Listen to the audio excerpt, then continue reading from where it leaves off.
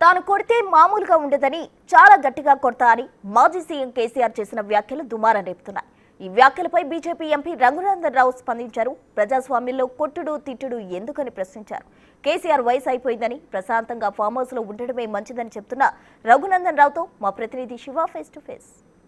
తెలంగాణ మాజీ సీఎం కేసీఆర్ ఈరోజు కీలక వ్యాఖ్యలు చేశారు. తాను కొడితే మామూలుగా ఉండదు, నేను ఇప్పుడు ప్రజెంట్ మౌనంగా చూస్తున్నాను, గంభీరంగా ఉన్నాను అనేది ఆయన చేస్తున్న వ్యాఖ్యలు. ఆయన ధాటికి ప్రత్యర్థి పార్టీలు తట్టుకుంటాయా లేదా, దీనిపై మనతో మాట్లాడేందుకు బీజేపీ ఎంపీ రఘునందన్ రావు ఉన్నారు. వారిని అడిగి వారి మాటలు తెలుసుకున్నాం. సార్ చెప్పండి, ఈరోజు కేసీఆర్ గారు కీలక వ్యాఖ్యలు చేశారు, నేను కొడితే మామూలుగా ఉండదని ఎలా చూస్తారు? సార్ కొట్టడం తిట్టడం ఎందుకన్నా, ప్రజాస్వామ్యంలో ఉన్నాం మనం. ప్రజాస్వామ్యబద్ధంగా ఫిబ్రవరిలో ఎలక్షన్స్ వచ్చినాయి. ఒక గ్రాడ్యుయేట్స్ ఎమ్మెల్సీ వచ్చింది, ఒక టీచర్స్ ఎమ్మెల్సీ వచ్చింది. మెదక్, కరీంనగర్, నిజామాబాదు, ఆదిలాబాదు. గాడు ఇద్దరు క్యాండిడేట్లను పెట్టు, మూడో స్థానం కంటే ఎక్కువ అయితే అప్పుడు మాట్లాడుకుందాం. ఇక జనం నిన్ను కొడతారా, నువ్వు జనాన్ని కొడతావో అప్పుడు తెలుస్తుంది కదన్నా. అందుకని ఊర్లలో తుపాకి రామన్ లెక్క మాట్లాడి ఏది పడితే అది మాట్లాడి మీ గౌరవాన్ని మీరు తగ్గించుకోవద్దు. ప్రజాస్వామ్యంలో ఉన్నాం, ఎన్నికలలో పోటీ చేయండి, తెలుస్తుంది. ఇప్పుడు వరంగల్లో గ్రాడ్యుయేట్స్ ఎమ్మెల్సీ ఎన్నికలు జరిగినప్పుడు అద్దెకు తెచ్చుకొని అభ్యర్థులు లేకపోతే పక్క పార్టీకి వెళ్ళి 60 కోట్లు ఖర్చు పెట్టారు.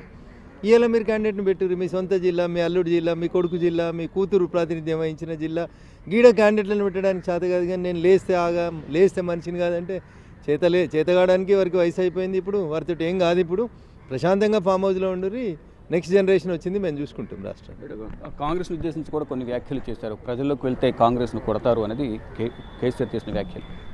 అలా ఇప్పుడు కొడతారా, తిడతారా, ఓట్లు వేస్తారా అనేది ప్రజాస్వామ్యంలో అల్టిమేట్గా ప్రజలు వేసేటువంటి ఓట్లే మనకి నిదర్శనం అన్న. అందుకని ఫిబ్రవరిలో ఏదో చేస్తా అని చెప్పే బదులు ఎలక్షన్స్లో పోటీ చేయండి. ప్రజాస్వామ్యంలో అల్టిమేట్గా ఏం రిజల్ట్ చూపెడుతుందన్న. నేను 10 ఏళ్ళు బొక్క చేసినా అని చెప్పుకున్నాడు, అయిపోయింది. ప్రజలు వద్దనుకున్నారు, అయిపోయింది కదా. మీరు ఇప్పుడు కాంగ్రెస్ మీద విరక్తి వచ్చింది అంటున్నావు కదా, క్యాండిడేట్ని పెట్టు. గ్రాడ్యుయేట్స్ ఎమ్మెల్సీ ఎన్నికలలో చూద్దాం, మేము గెలుస్తామా, మీరు గెలుస్తారా, కాంగ్రెస్ వాళ్ళకి ఏమైనా వస్తాయా చూద్దాము. ప్రజాక్షేత్రంలో తెరుచుకుందాం. దాన్ని కొడతాం తిడతాం, నా దెబ్బ మామూలుగా ఉండదు. అట్లా కొట్టి అయిపోయింది. ఇంకా 10 ఏళ్ళ ముఖ్యమంత్రి పాలన లోపల మీరు ప్రజల్ని కొట్టిరు, నాయకుల్ని కొట్టిరు, ప్రతిపక్షాలని చంపే ప్రయత్నం చేసిరు. అందుకనే ప్రజలు మీకు ఆ తీర్పు ఇచ్చారు. మళ్ళీ ఇలా ప్రతిపక్షంలో వచ్చి కూడా కొడతాం తిడతాం అంటే ఇంకా ప్రజలు మిమ్మల్ని ఎట్లా స్వాగతిస్తారు? ఇప్పుడు సోషల్ మీడియాలో ఒక పోల్ కూడా ఒక చక్కర్లు కొడుతుంది, ఫామ్ హౌస్ పాలన కావాలని, మెజార్టీ మాకే ఉంది ప్రజల మద్దతు అనేది వారు చెప్తున్నారు. ఇప్పుడు ఆ పాలనని ఎట్లా హైజాక్ చేయాలి, సోషల్ మీడియాని ఎట్లా వాడుకోవాలనే దానికోసం యువరాజు గారు ప్రతి నెల సుమారు 3 కోట్లు ఖర్చు పెడుతున్నాడు.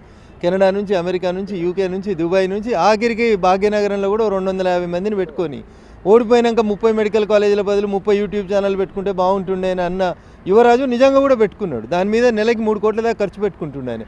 పెట్టుకొని అట్లా కృత్రిమమైనటువంటి సర్వేలను చూపిస్తూ ఉన్నాడు. అట్లా గతం పాలనలో ఆయన పైన కొన్ని అవినీతి ఆరోపణలు కూడా వస్తున్నాయి. దానిపై సో ప్రభుత్వం ఇప్పటికే యాక్షన్ తీసుకోవాలి. ప్రభుత్వం ఎందుకో కొంచెం స్లో కనబడతా ఉంది.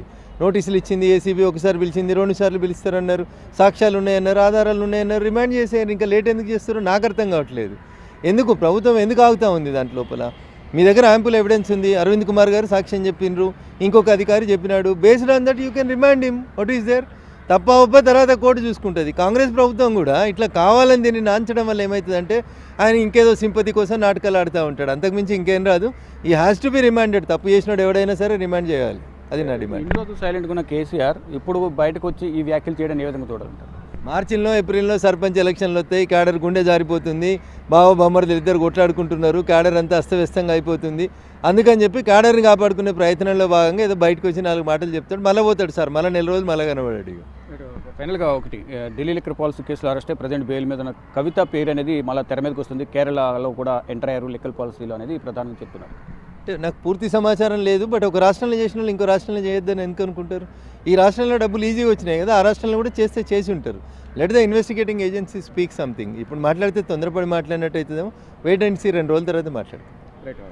మొత్తంగా చూసుకుంటే ఏదైతే బీఆర్ఎస్లో ఉన్న కుటుంబ రాజకీయాలకు సంబంధించి ఇటు కేటీఆర్, హరీష్ రావు మధ్య ఉన్న ఫైట్ గురించి బయటపడకుండా ప్రజలకు మేము భరోసా ఇచ్చే ప్రయత్నం చేసేందుకే ఇప్పుడు కేడర్ను కాపాడుకునేందుకే కేసీఆర్ బయటకు వచ్చి మాట్లాడుతున్నారు. మళ్ళీ 2 నెలల రోజుల తర్వాత మళ్ళీ కనబడరు అనేది వారు చెప్తున్నారు. మరోవైపు కాంగ్రెస్ను ప్రజలకు వెళ్తే కొడతారనే వ్యాఖ్యలు చేస్తున్నారు. అసలు మీరు ప్రజలకు రండి, ప్రజలకు వచ్చి ఎమ్మెల్సీ ఎన్నికలకు సంబంధించి మీరు అభ్యర్థి నిలబెట్టండి, అప్పుడు తెలుస్తుంది ఎవరికి ప్రజల మద్దతు ఉందో ఎవరికి లేదనేది కూడా తెలుస్తున్నట్టు కూడా బీజేపీ